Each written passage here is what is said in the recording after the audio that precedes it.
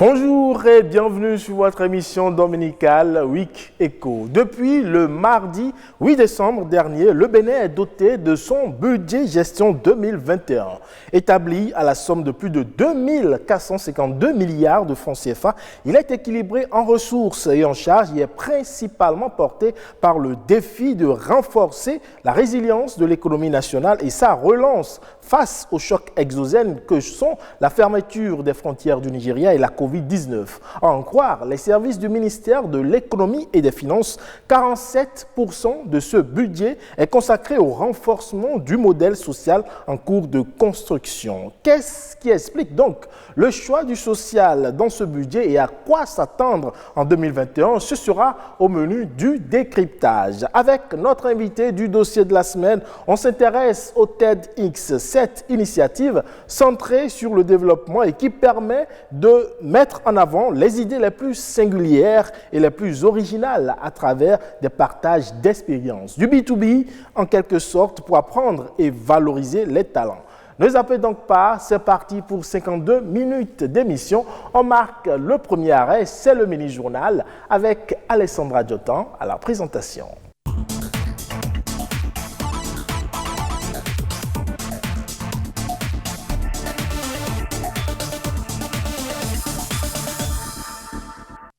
Madame, Monsieur, bonjour, c'est un plaisir de vous retrouver.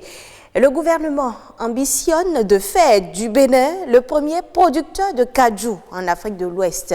Pour atteindre cette vision, l'Agence pour la promotion des investissements et exportations APIES a initié une évaluation du cadre réglementaire d'investissement dans l'industrie anacarde. Les résultats de cette étude, réalisée en partenariat avec Bénin Kajou, ont été présentés lors d'un atelier de validation aux acteurs de la filière. Reportage de Nadège Sani. Il est le deuxième produit d'exportation du Bénin après le coton et seulement 10% de la production locale est transformée par les industries béninoises. Le gouvernement nourrit l'ambition de faire du cajou un produit prisé, améliorer la valeur ajoutée de cette filière et atteindre une transformation locale de 50%. C'est donc pour promouvoir le secteur et atteindre cet objectif du gouvernement que l'Agence pour la promotion des investissements et des exportations APIES a initié une évaluation du cadre réglementaire d'investissement dans l'industrie de l'anacarde au Bénin. Les résultats de ce diagnostic viennent d'être présentés aux acteurs de la filière. Ce document sera pour nous la base sur laquelle nous allons nous appuyer pour faire des recommandations au gouvernement, pour élaborer à l'issue des travaux les éléments d'ordre réglementaire ou même légal, c'est-à-dire qu'on pourrait aller jusqu'à une retouche en fait des lois, également de la réglementation et des arrêtés. L'Afrique de l'Ouest est reconnue comme étant la première zone de production de noix brutes de cajou dans le monde. Mais le constat est que les dites noix sont transformées en Asie et consommées en Europe, en Amérique du Nord et en Asie. C'est pour cette raison que les États-Unis soutiennent la promotion de la filière au Bénin qui a bénéficié depuis 2015 des financements du gouvernement américain. Un appui de plus de 19 milliards de francs CFA pour le développement de la filière et pour la dynamisation de sa croissance économique. À travers le projet Bénin Kajou, le Bénin a déjà réalisé plusieurs avancées dans le secteur. Y compris la formation de plus de 70 000 agriculteurs en bonnes pratiques agricoles, des avancées importantes dans le développement de l'industrie de la transformation des cajous sur place, et une augmentation significative de la valeur économique et sociale du secteur de cajou béninoise. Le programme d'action du gouvernement ambitionne de faire du Bénin le premier producteur de noix de cajou en Afrique de l'Ouest. Ce qui fait dire aux représentants de l'interprofession de cajou que l'évaluation du secteur est importante pour créer les conditions de développement de la filière et concrétiser cette vision du gouvernement. 29% des terres sont fortement dégradées au Bénin, contre 33% de façon moyenne. Ce sont là les résultats des recherches scientifiques effectuées en la matière et qui indexent l'action humaine comme principale cause. Au cours d'un colloque scientifique organisé à l'université d'Abomey-Calavi, les enseignants de la faculté d'agronomie et leurs différents partenaires ont échangé sur la problématique. Reportage.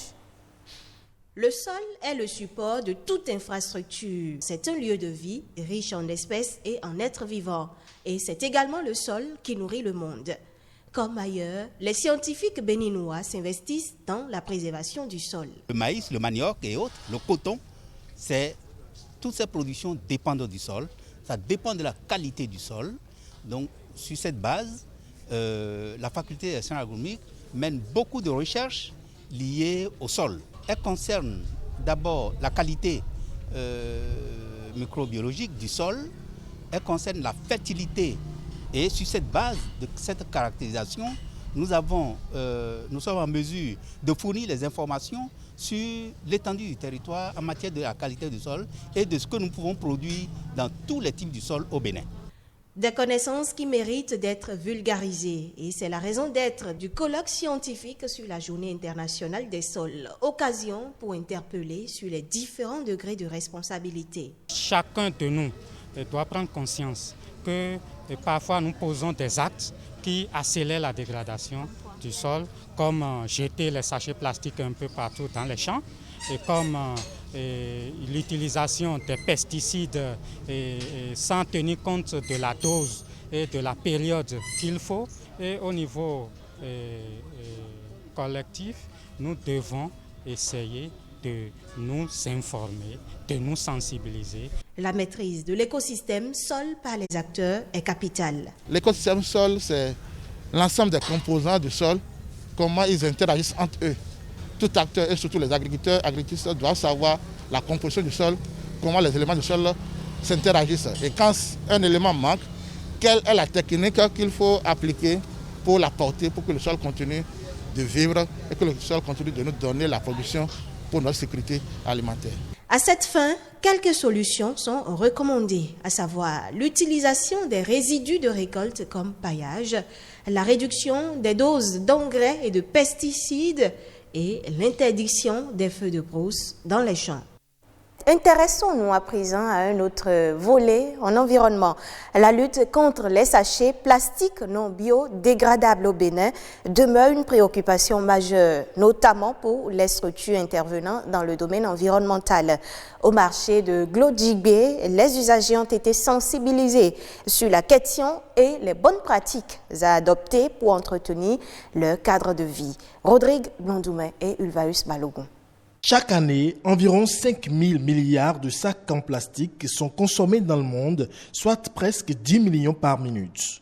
Ces chiffres de l'Organisation des Nations Unies pour l'environnement révèlent combien la pollution plastique menace l'écosystème, la biodiversité et la santé. Le sachet constitue un danger public. D'abord, un danger pour les animaux qui sont dans la mer, un danger pour la terre sur laquelle nous sommes, un danger pour notre environnement. Par exemple, si je prends les animaux aquatiques qui vivent dans la mer, ces sachets-là, la quantité du sachet qui est déversée dans nos mers aujourd'hui dépasse même la quantité de poissons qui se trouvent dans la mer. Mieux, nous avions constaté depuis un certain temps que nos terres cultivables sont jonchées de sachets. Et dans ce cas, nous n'aurons pas une bonne récolte. Alors que le Bénin, depuis novembre 2017, a adopté une loi interdisant la production, l'importation, la commercialisation et l'utilisation des sacs en plastique non biodégradables, la pratique n'a pas changé. Ici, au marché de Glodjibé, le phénomène a la peau dure. Nous avions remarqué le marché qui est jonché de sachets. Il y a des ordures, des tas d'immondices un peu partout dans le marché. Un constat effarant contre lequel l'ONG Action de Solidarité s'engage à travers des séances de sensibilisation et d'information. Pendant longtemps, l'on est resté ignorant de ces graves conséquences sur l'homme et son environnement. C'est pourquoi nous sommes venus ici pour parler et expliquer aux braves populations de l'arrondissement de Glodjibé les conséquences de l'usage des sachets plastiques. Et pour poser des actes concrets en vue de l'élimination définitive des sachets plastiques non biodégradables, les usagers du marché de Glodibé sont appelés à être des ambassadeurs de la protection de l'environnement. Nous avions confié la mission à certaines personnes et cette tâche consiste à sensibiliser les usagers du marché. Eux aussi doivent donner de bons exemples à travers les crières publiques, à travers les panneaux de signalisation, les panneaux publicitaires, les panneaux qui seront disposés un peu partout dans le marché. Dans quelques temps, nous allons revenir, nous allons redescendre dans le marché pour voir si effectivement ce qu'ils ont reçu comme formation, ils ont mis ça en application. Et pour renforcer cette action, des poubelles ont été offertes aux usagers du marché, avec comme mot d'ordre adopter de bons comportements avant la phase de répression. Ce sera tout pour le mini-journal de Week Eco. Madame, Monsieur, votre émission se poursuit avec Ulvaeus Balogun. Merci à vous, Alessandra Diotan. Et sans plus tarder, on passe à présent à la revue de presse économique.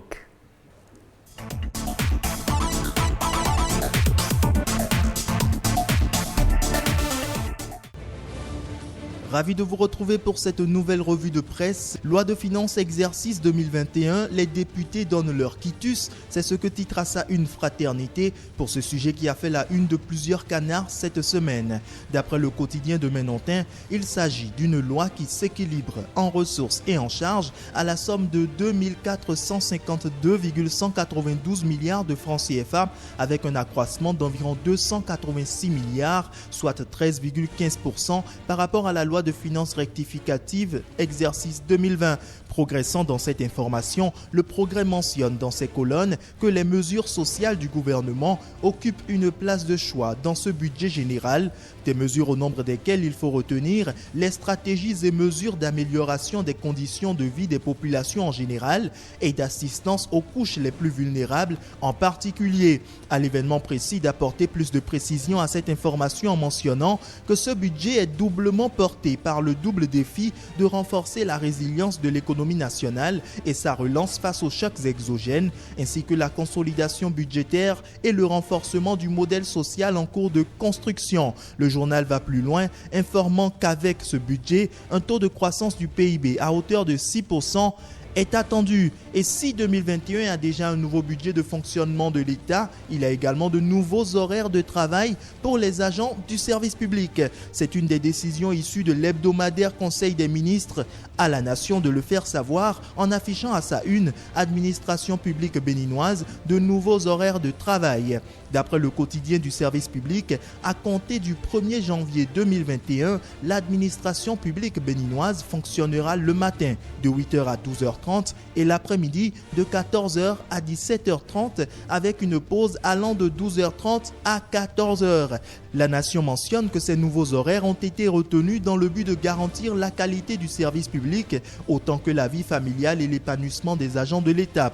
Au quotidien Matin Libre, de publier librement à sa une nouveaux horaires de travail à partir du 1er janvier 2021, le gouvernement n'a fait que déplacer le problème. Dans ces colonnes, le quotidien partage une analyse selon laquelle le simple fait de ramener à 17h30 l'heure de la fin du service public au lieu de 18h30 ne suffit pas pour régler le problème, si tant est que l'on veut faire en sorte que les fonctionnaires soient plus productifs et profitent dans le même temps d'une meilleure vie de famille. Mais que faut-il faire alors? Pour le journal, des mesures d'accompagnement sont indispensables pour qu'une telle réforme soit productive. Entre autres mesures, le rapprochement des crèches et garderies des lieux de travail, ainsi que des investissements en infrastructures de desserte. On finit avec cette information relayée par Le Potentiel. Carrières illégales d'exploitation des ressources minérales, le gouvernement ferme des mouroirs et sauve des vies. Dans ces colonnes, le journal mentionne que le Conseil des ministres a pris des mesures hardies afin de remettre l'ordre dans le secteur d'exploitation des ressources minérales où règne une anarchie totale. Selon le gouvernement, les sites de carrières d'exploitation de ressources minérales sont ouverts au mépris de la réglementation en vigueur. Et pour y mettre définitivement fin, le quotidien du service public mentionne que le Conseil a instruit les ministres concernés à l'effet de procéder au recensement exhaustif des carrières clandestinement ouvertes dans les communes afin de délivrer des autorisations d'ouverture et d'exploitation artisanale à celles qui seront éligibles. Stop donc aux pertes en vies humaines dans les carrières d'exploitation. Une information qui vient stopper également cette revue de presse. Merci de votre attention.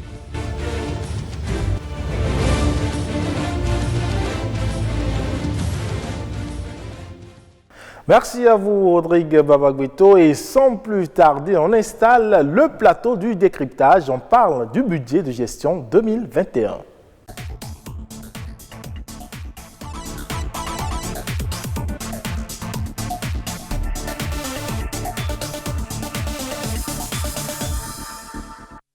On connaît depuis quelques jours le budget retenu pour la gestion 2021. Et à travers ce budget, on lit l'engagement du gouvernement en faveur du social. Deux confrères sont avec moi sur ce plateau pour en parler. Je reçois pour vous Gédéon Vegba. Il est un habitué de ce plateau. Gédéon, bonjour. Bonjour Ilvaïus. Merci d'être là. C'est un plaisir.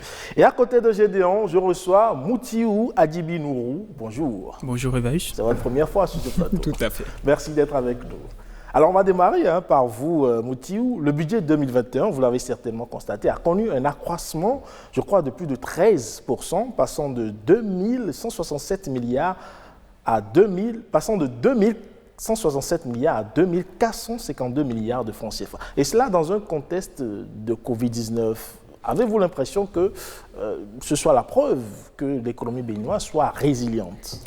Alors, tout à fait, parce que 2167 à 2452, ça fait environ 285 milliards de différence par rapport à la loi de finances rectificative de 2020.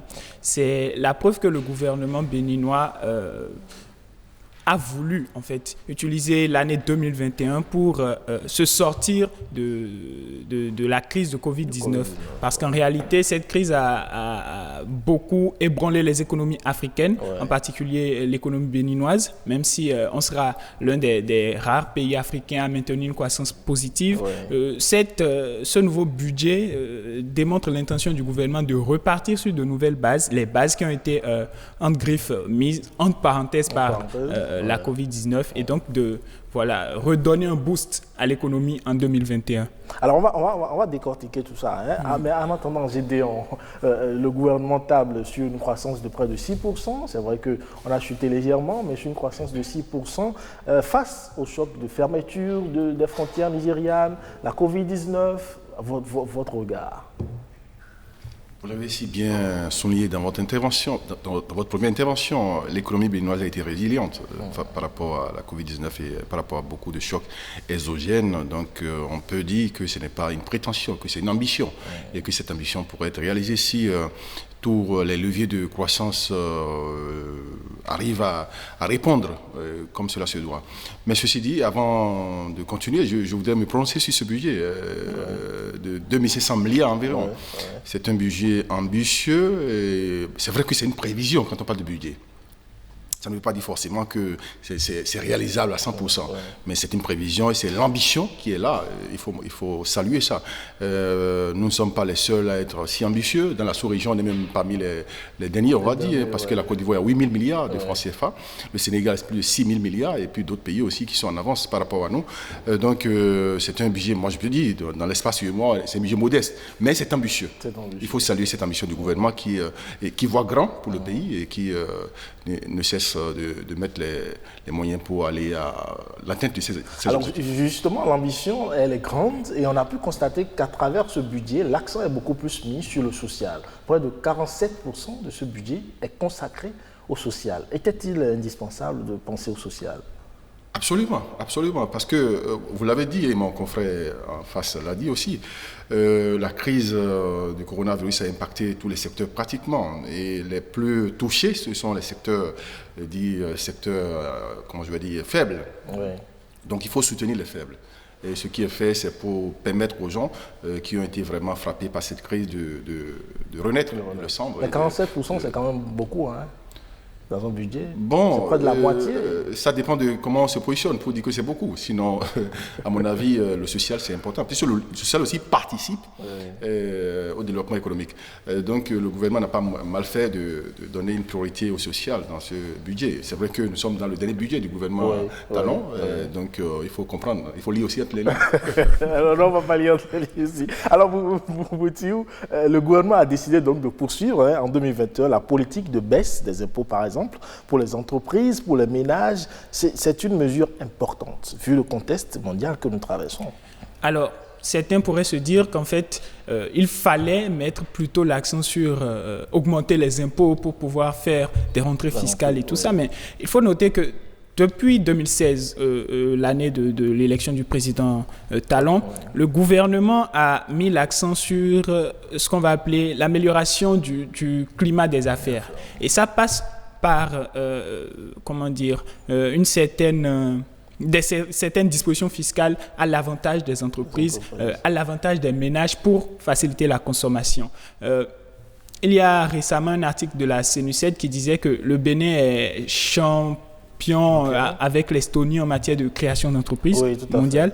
Et donc, ce chiffre, par exemple, ce classement, c'est un peu pour récompenser les efforts faits par le gouvernement depuis plusieurs années. Et ces baisses d'impôts, ces exonérations fiscales qui sont dans le budget 2021, en réalité, vont stimuler encore plus non seulement les ménages à consommer parce qu'ils n'auront plus beaucoup en griffe d'impôts à payer, les entreprises à vouloir investir plus, et ça va attirer des investissements directs étrangers. Le Bénin progresse par cela dans le classement Doing Business de la Banque mondiale, et ça améliore sa visibilité à l'international pour les entreprises étrangères qui voudraient venir investir dans le pays. Donc c'est une politique assez intéressante, c'est des mesures assez intéressantes pour plutôt stimuler l'activité et permettre d'atteindre des objectifs de croissance tels que mis dans le budget de 6%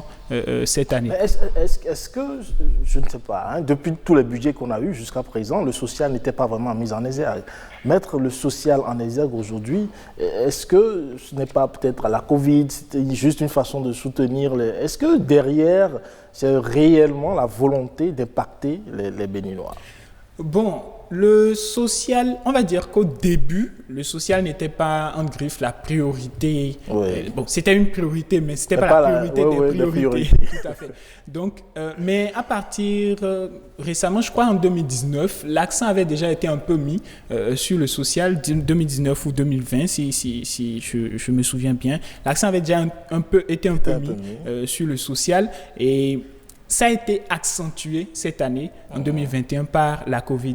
On peut, se dire que c'est le dernier budget du gouvernement Talon, il faut mettre l'accent sur le social et tout, mais il faut aussi voir que la pandémie souligne, a exacerbé les nécessités sociales. Les inégalités sociales. Et tout ça. Donc, le gouvernement se devait d'investir dans ce secteur-là, d'améliorer déjà ce qui a été fait depuis le début. Je veux parler des programmes de cantines scolaires et tout ça, et d'ajouter à cela des mesures pour accompagner les ménages qui ont été les plus impactés par la pandémie. Alors parlons justement des mesures. Je crois pour les entreprises, il y a des exonérations pour les 12 premiers mois d'activité, notamment pour les nouvelles entreprises. Exonération de la taxe professionnelle synthétique également sur les 12 premiers mois d'activité. Et il y a le réaménagement des règles de calcul, la suspension de la retenue à la source des TVA. C'est autant de bonnes mesures pour les nouvelles entreprises. Oui, c'est le climat des affaires qui va se réjouir, on va dire. Oui, ces allégements fiscaux sont dans l'ordre normal des choses, parce que la plupart des entreprises, qu'est-ce qui fait qu'elles disparaissent quelques mois ou quelques années après? C'est parce que les impôts, parfois, ça les dépasse. Parce que quand on lance l'activité, ce n'est pas évident que dans les tout premiers mois, vous ayez de retombées. Donc, permettre aux entreprises de souffler un peu avant de commencer par payer les impôts, c'est une bonne politique. C'est vrai que de l'autre côté, il y a quand même une baisse des recettes fiscales. Mais bon, c'est une politique, parce que ce que le gouvernement est en train de faire, j'ai noté que Le gouvernement a eu le temps de lancer beaucoup de travaux, en tout cas les grands chantiers. Aujourd'hui, ça constitue des leviers de développement et des leviers économiques aussi. Donc, à part ça, il y a aussi le volet agricole qui a été bien travaillé. Donc, il y a aussi une plus-value à ce niveau. Donc, beaucoup de secteurs ont été quand même dynamisés. Et on s'est dit que si on peut tabler sur ces secteurs, pour compenser. L'autre côté, c'est pas mauvais. Donc aujourd'hui, 12 mois, c'est quand même peu pour une nouvelle entreprise. Quand on crée une entreprise, il faut espérer 2 ans, 3 ans au moins avant de commencer à avoir un chiffre d'affaires vraiment. Non, c'est pas peu. Si on donne 2 ans, ça dit que le gouvernement finira par faire la faillite. Donc 12 mois, il y a pas mal.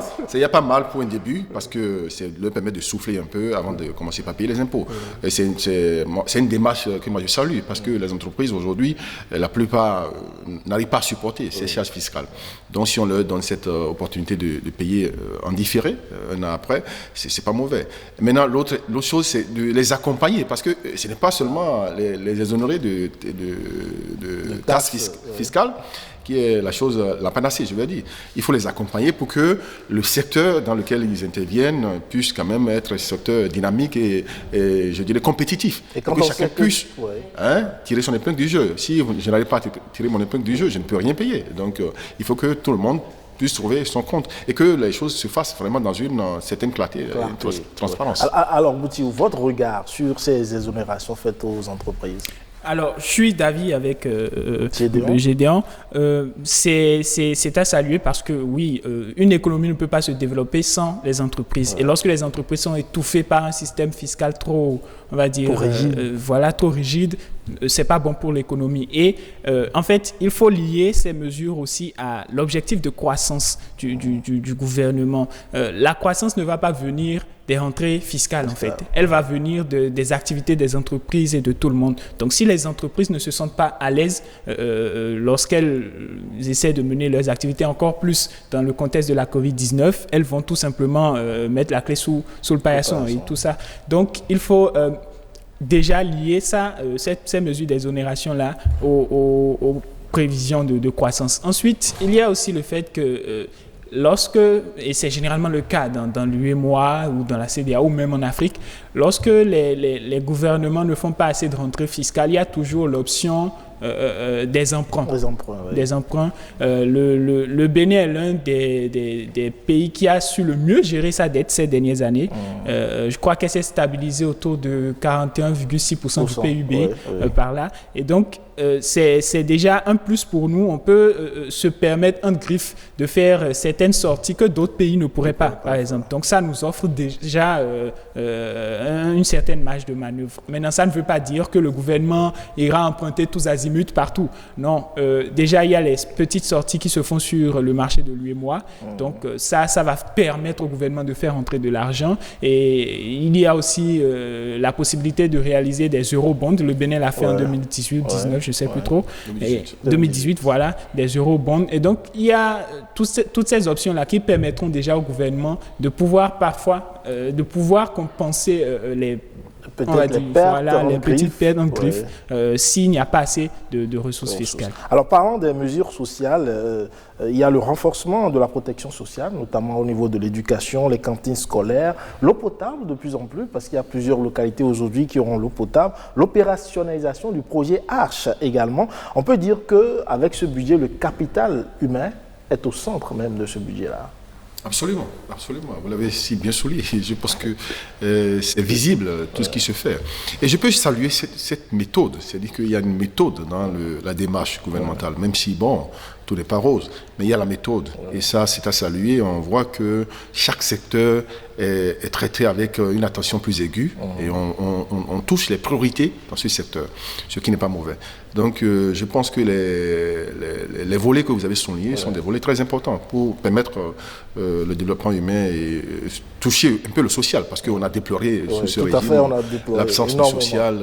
Maintenant, c'est en train de venir, c'est à saluer. Maintenant, il faut espérer que ces mesures-là soient mises véritablement en application. Quand on va démarrer l'année 2021, que les fonds soient destinés véritablement à ce pourquoi ils le sont. Oui, comme je l'ai dit, le budget, c'est une prévision. Il faut que les recettes soient au rendez-vous pour que tout ça soit réalisé. Ouais. C'est un vœu. Maintenant, si les recettes ne sont pas au rendez-vous, on ne fera pas de miracle, on ne fera pas de l'alchimie pour répondre à ça. Donc, c'est à souhaiter que les recettes soient au rendez-vous et que tout le monde travaille pour, comme il a dit, les entreprises créent la richesse. On parle de croissance. La croissance, c'est l'accumulation de richesse. Donc, si les entreprises ne créent pas de richesse, il n'y aura pas de croissance. Donc, c'est travailler en sorte que les entreprises puissent créer la richesse et que l'État puisse trouver les moyens de dérouler sa politique. Alors, quand on met le capital humain ici, au centre de la gouvernance, pour toute une année, est-ce que vous avez l'impression que ça va impacter les rentrées d'argent? Sur le long terme, oui. Parce que déjà, investir dans le capital humain, ce n'est pas immédiatement attendre peut-être d'ici 1 an, 2 ans, des retours sur investissement. Les investissements en eau potable, les investissements dans l'éducation et tout ça, c'est des investissements sur le long terme. Déjà, ça veut dire que on n'est pas en train de faire des politiques sur 2 ans, 3 ans. Non, on fait des politiques sur 10 ans, 20 ans. Et voilà, ce capital humain mis au cœur du budget 2021, moi, personnellement, j'espère que, en tout cas, quel que soit le gouvernement qui sera là pour les prochaines années, ce sera quelque chose ce sera une politique qui sera pérennisée et tout ça. Parce qu'aujourd'hui, si on a la croissance, mais qu'en matière de développement humain, on est derrière, ça ne veut pas dire grand-chose. Donc, c'est la mise du capital humain au cœur des budgets, des programmes de développement du gouvernement. Je pense que c'est quelque chose à saluer. C'est une bonne initiative. C'est une initiative d'ailleurs importante. Moi, je pense qu'on ne peut pas faire des programmes de développement uniquement pour les entreprises. Il faut aussi investir dans l'homme. Il faut investir dans ceux qui consomment. Il faut investir dans ceux qui sont même à la base de l'économie. La création de la richesse. Exactement. Et quand on sait qu'il y a les institutions de Bretton Woods qui nous talonnent souvent sur la façon dont on gère les fonds, est-ce que là, mettre ainsi le capital humain, le développement humain au centre de la gestion, de la gouvernance, à défaut de faire comme ces institutions ont l'habitude de nous dire, est-ce que ça ne pose pas un problème? Non, pas du tout. Au contraire, les institutions de Bretton Woods même insistent sur ça de plus en plus. Le FMI, il ne vous a pas échappé que l'année passée, lors de leur mission ici, c'est sur l'éducation, la santé et autres que l'accent a été mis. Donc, ils ne sont pas contre ça. C'est même la politique actuelle des décisions de Bretton Woods. C'est-à-dire toucher le social, aller vers le social et travailler pour le social. Et je peux dire que le gouvernement est en train de tirer des leçons de certaines choses parce qu'on a dit tout le temps qu'il y a eu un problème au niveau de la redistribution du fruit de la croissance. Les fruits de la croissance, souvent, on ne sait pas comment ça se fait et que les plus défavorisés ne sont pas vraiment atteints. Donc aujourd'hui, le gouvernement est en train de faire en sorte que ceux qui sont défavorisés, ceux qui sont vraiment vulnérables, puissent trouver leur compte dans la croissance que nous enregistrons depuis quelques années. Donc je pense que c'est une bonne politique. J'aimerais ajouter à ça que le FMI, c'est vrai, on souligne souvent, on se dit souvent que le FMI, quand ils viennent dans un pays pour soutenir des programmes de réforme, c'est surtout, ils se basent sur l'économie, la macroéconomie, ils ne veulent pas insister sur le social et tout. Généralement, c'est dans des pays qui sont vraiment en crise qu'on voit ça. Le Bénin, je crois la dernière mission du FMI qui est venue au Bénin a été très satisfaite des réformes entreprises par le gouvernement. Et là, ils ont insisté maintenant sur le social. Généralement, c'est quand ça va mal au niveau macroéconomique qu'ils restent sur ce point. Si vous allez voir les rapports de la Banque mondiale sur le Bénin, vous allez voir, on souligne que oui, le taux de pauvreté est passé de 40% en 2016 à 38% en 2020, je crois. Environ 35%. Voilà. Mais on insiste, on dit c'est pas encore suffisant. Il faut que le gouvernement insiste plus pour réduire encore plus ce taux de pauvreté-là, améliorer la redistribution de richesses qui va passer par un accroissement du taux de PIB par habitant. Donc voilà. Merci à vous, chers confrères. On va espérer que ce budget-là, qu'on trouve les moyens de mettre en application véritablement ce budget. J'aimerais ajouter quelque chose avant de finir. Oui, allez-y. Sur la forme, on n'a pas dit ça. C'est la première fois qu'un budget est voté depuis, en tout cas, quelques années, avant le 31 décembre. On a voté le budget le 8 décembre, c'est une première. On a voté à l'unanimité des cette députés. célérité-là. À l'unanimité des députés, c'est à souligner. Je pense que c'est une bonne chose. C'est un travail à féliciter. Il faut féliciter les cadres du ministère de l'économie et des finances qui ont fait ce travail-là. Merci à vous, chers confrères. Gédéon Vegba, merci d'être passé. Moutiou Adjibou Nourou. Moutiou Adjibi Nourou, merci également d'être passé. On aura l'occasion de vous inviter plus souvent sur ce plateau. On installe à présent le dossier de la semaine.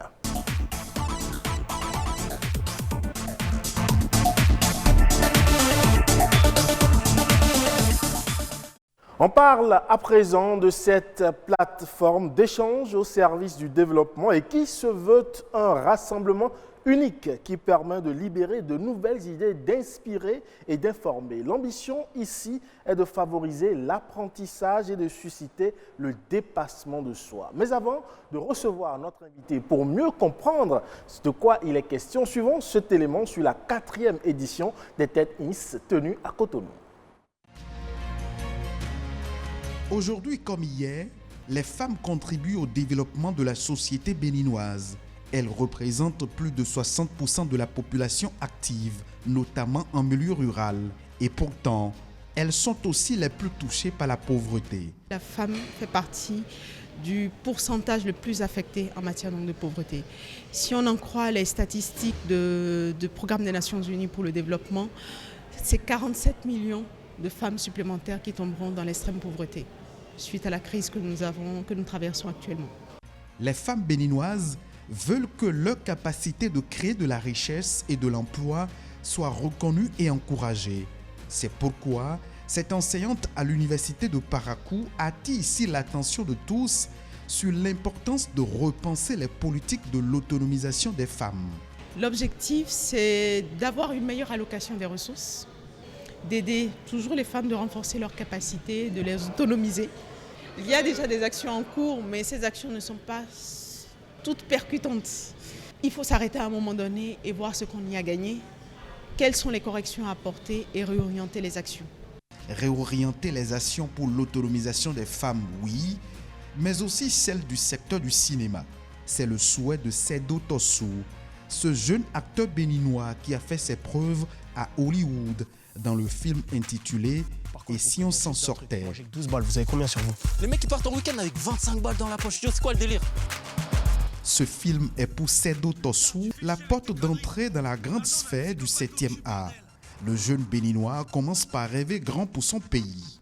Au Bénin, le pays du vaudou, du fa, de Béanzin, des Amazones, toute cette richesse en fait culturelle n'est pas exploitée à l'écran.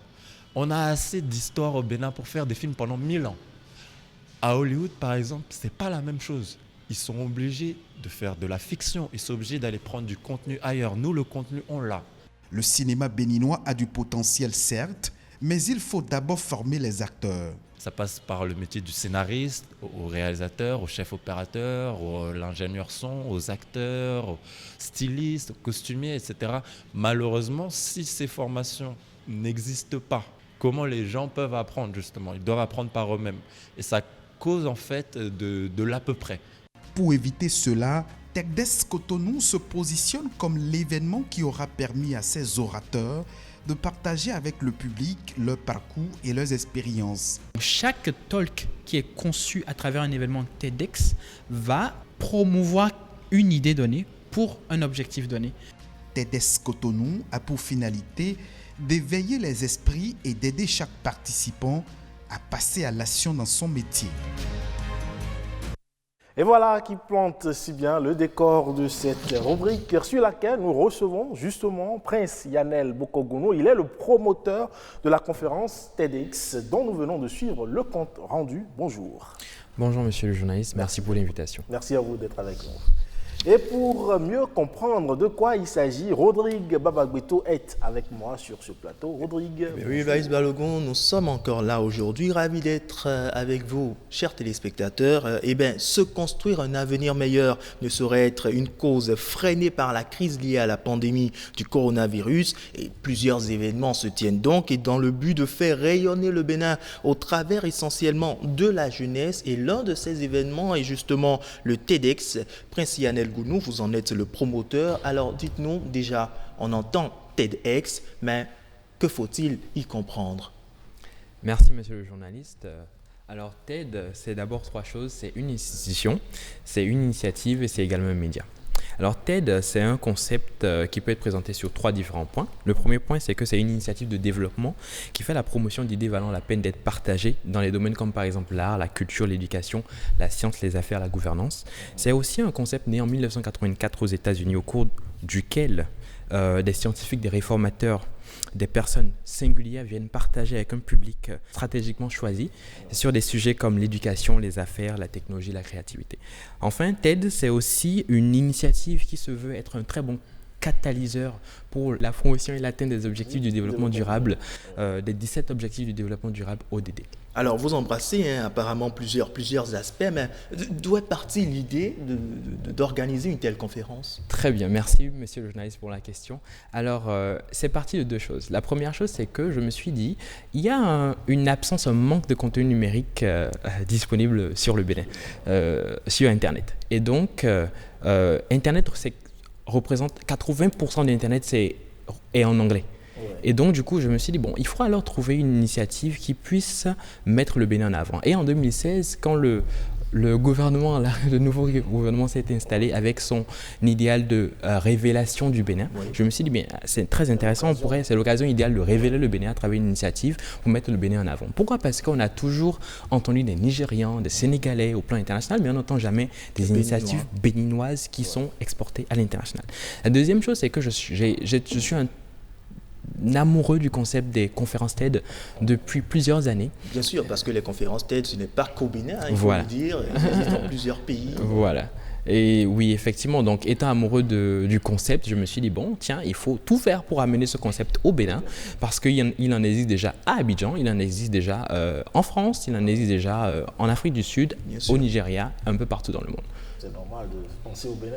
Absolument. Et on l'a suivi dans l'élément témoin, il y a eu une dame sage-femme, je dirais, qui travaille dans le secteur de la santé. Oui. Il y a eu un cinéaste également. Oui.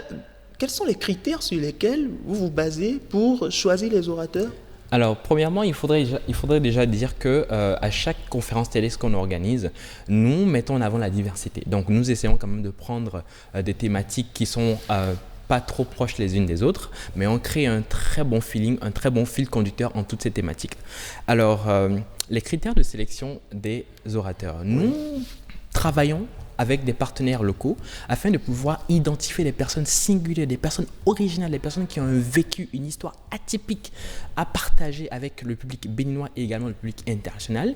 Et vu que les TED Talks, c'est-à-dire les éléments vidéo issus de cette conférence sont traduits dans plus de 110 langues, il faut alors choisir les gens avec pertinence.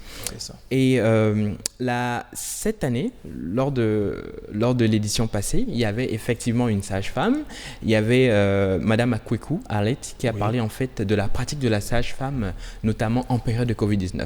Et nous nous sommes dit, mais attention, c'est une thématique qui est stratégiquement placée et qui pourra mettre en avant les conditions des sages-femmes, qui pourra d'abord mettre en avant le rôle de la sage-femme au Bénin et mettre en avant les conditions dans lesquelles les sages-femmes travaillent au Bénin et aussi en période de Covid-19.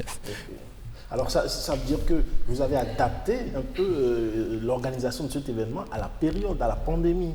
Absolument. Alors oui, sur le site officiel de notre événement, nous avons écrit qu'il ne faudrait pas que la crise économique qui a été créée par la pandémie liée au Covid-19 soit un handicap à l'atteinte, à la transition vers un monde meilleur. Et donc du coup, on s'est dit, bon, alors comme il y a Covid-19, il faut trouver le moyen, le format idéal pour adapter nos conférences TED à l'événement planétaire. Voilà, à l'événement planétaire, à ce qui se passe à travers le monde qui est la pandémie du Covid-19. Et donc pour ça, on s'est limité à une cinquantaine de personnes au nouveau TED Cotonou Orisha et aussi à un nombre réduit de participants et de présentateurs, d'intervenants. Je suppose que c'était certes en présentiel, mais il y avait également la retransmission en direct aussi sur des plateformes? Non, pas vraiment la retransmission, mais plutôt c'est un tournage. Et donc, nous procédons à ce que vous connaissez, la post-production. Et après la post-production, nous envoyons maintenant les éléments issus de la conférence aux États-Unis afin qu'eux puissent mettre en ligne sur la page YouTube officielle qui s'appelle TEDx Talk. Ok, et revenons à présent sur les différentes thématiques. Alors, en 2019, nous avons choisi la thématique Retour vers le futur. Ok. Voilà. Et nous avions eu 11 intervenants qui avaient des thématiques différentes les unes des autres. En 2018, nous avions eu un thème central, enfin je veux dire thème central au lieu de thématique. Donc thème central, c'est en 2018 c'était déclenchement de la curiosité. Et en 2017, qui est la première édition, la première année où nous avons amené le concept au Bénin, c'était la magie des idées. Donc en 2017, la magie des idées. En 2018, stimulation de la curiosité. En 2019, retour vers le futur. Et en 2020, Move Up. Oui, Move Up. Alors, allez-y. Oui, en fait, je suis curieux de savoir, quand les invités viennent et qu'ils partagent un peu leur vécu, quel est le retour que vous avez? Est-ce qu'il y a des gens qui s'inspirent véritablement de ces histoires-là? C'est ça. Oui, absolument. Ce qui est intéressant dans cette plateforme TED, en fait, c'est que ce n'est pas seulement le Bénin qui est en jeu, c'est le monde entier. Ouais. Et donc, du coup, les retours, nous les avons de partout dans le monde. Nous avons des retours du Sénégal, de la France, des pays anglophones, parce que nous tournons même avec des intervenants qui parlent anglais. Ouais. Et donc, du coup, ça permet d'apporter une valeur ajoutée à la chose. Ok, c'est parfait. Okay. Alors, vous parliez tantôt des thèmes centraux, je vais le dire ainsi. Oui. Mais est-ce qu'il y a dans la succession de ces thèmes, est-ce que c'est fait à dessein? Est-ce qu'il y a, parce qu'on parle de déclenchement de la curiosité, ensuite Move Up, alors est-ce qu'il y a forcément une idée derrière cette succession-là de thèmes? Alors oui, merci pour la question. Bon, je ne pense pas qu'il y ait une idée particulière derrière la succession des thèmes. Je pense plutôt que les thèmes centraux, ces thèmes centraux sont choisis en fonction de la période, en fonction de l'année. Vu que c'est un événement que nous organisons une fois à l'année, depuis 2017, nous essayons d'imaginer un peu l'atmosphère internationale, la sphère internationale, ce qui se passe à travers le monde, et nous essayons quand même de trouver le thème idéal qui puisse vraiment marier avec tout ce qui se passe à travers le monde. Donc en 2020, on a choisi Move Up. Pourquoi? Parce que le Covid-19 est venu frapper tout le monde de plein fouet. Et donc, du coup, on s'est dit, bon, alors Move Up, qui en anglais veut dire allez, bouge. On s'est dit, bon, il ne faut pas rester confiné, il ne faut pas rester bloqué, il ne faut pas arrêter les activités, il faut sortir, il faut continuer, il ne faut pas arrêter la vie, il faut vivre malgré le Covid-19. Donc, on s'est dit Move Up, et puis on a imaginé des thématiques qui puissent se brancher à ce thème central, Move Up. Et justement, pour cette édition 2020, je crois sur 9 orateurs, pratiquement 5 étaient des femmes. Est-ce que TEDx se veut défenseur de la voix des femmes? Absolument, absolument. TEDx se veut défenseur de la voix des femmes. Et même sur ce point, nous avons également prévu l'année prochaine une édition TEDx Women entièrement dédiée aux femmes. Les projections sont déjà faites sur l'année prochaine? Absolument, absolument. Parce qu'on se prépare toujours à l'avance, vu que c'est une conférence assez compliquée, difficile à mettre en place, à organiser.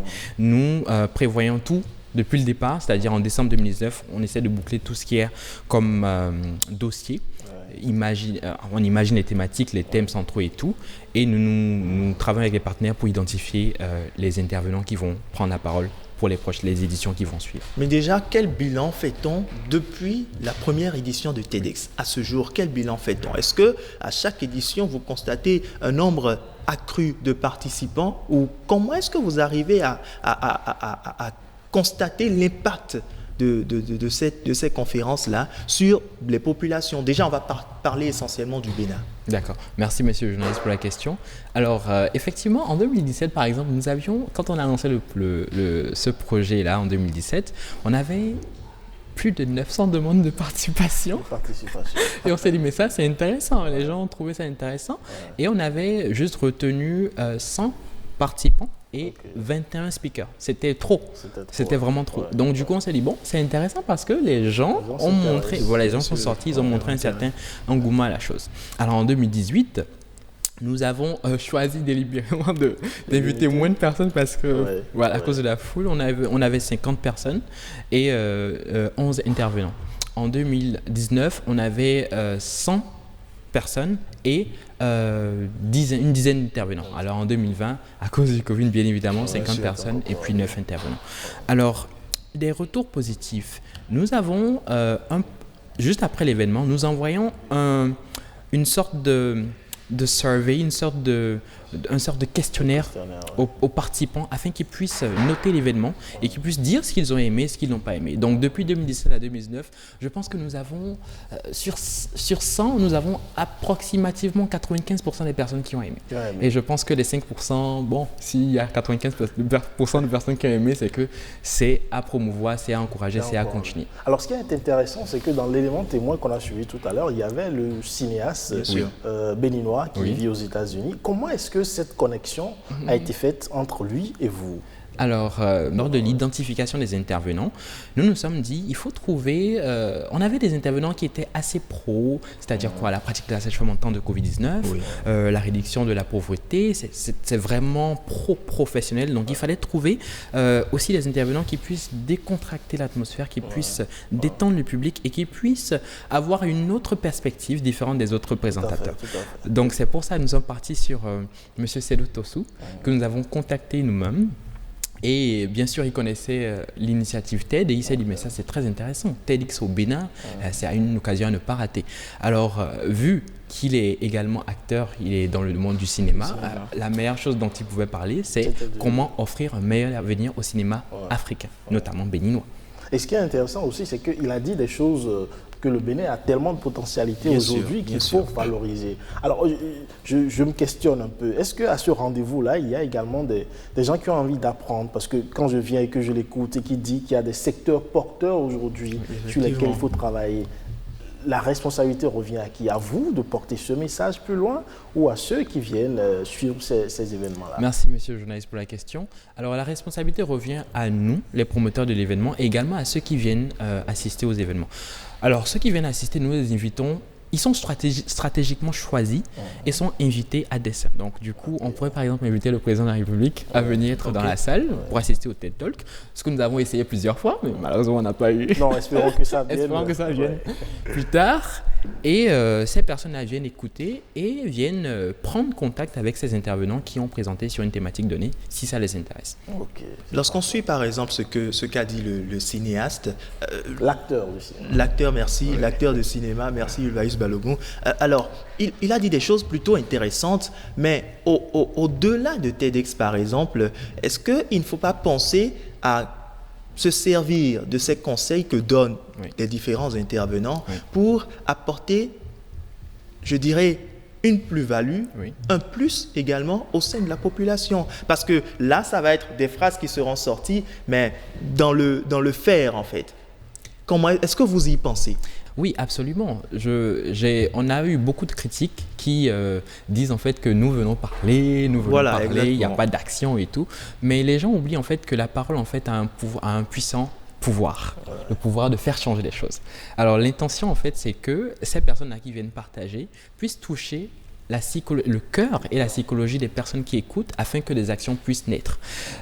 Nous mettons également en place des canaux qui permettent en fait un suivi de la présentation de l'orateur afin de voir dans quelle mesure nous pourrons travailler après la présentation du talk à la réalisation de son concept ou la réalisation de son idée. Alors, on va finir là-dessus. Vous êtes en train de préparer déjà l'édition à venir. À quoi s'attendre brièvement? Alors, la première chose, nous allons certainement avoir une édition en mars, une édition en août et une édition en fin d'année. Donc l'édition de mars, trois éditions, ça va être la première fois que nous ferons 3 éditions la même année. Donc une édition en mars avec un petit public, une édition en août pour la jeunesse, donc une édition entièrement dédiée à la jeunesse, et une édition en décembre qui va être entièrement dédiée aux femmes. Et donc à quoi s'attendre? Nous sommes en train de chercher à nouer des partenariats avec les institutions internationales qui sont d'abord les acteurs de premier rang et ensuite avec les gouvernements, les administrations et aussi les sociétés et entrepreneurs.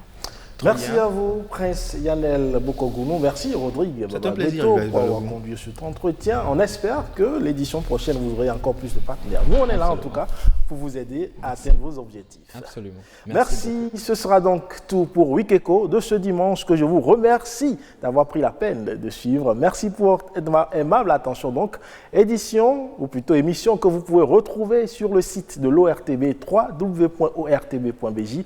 Portez-vous bien et à dimanche prochain.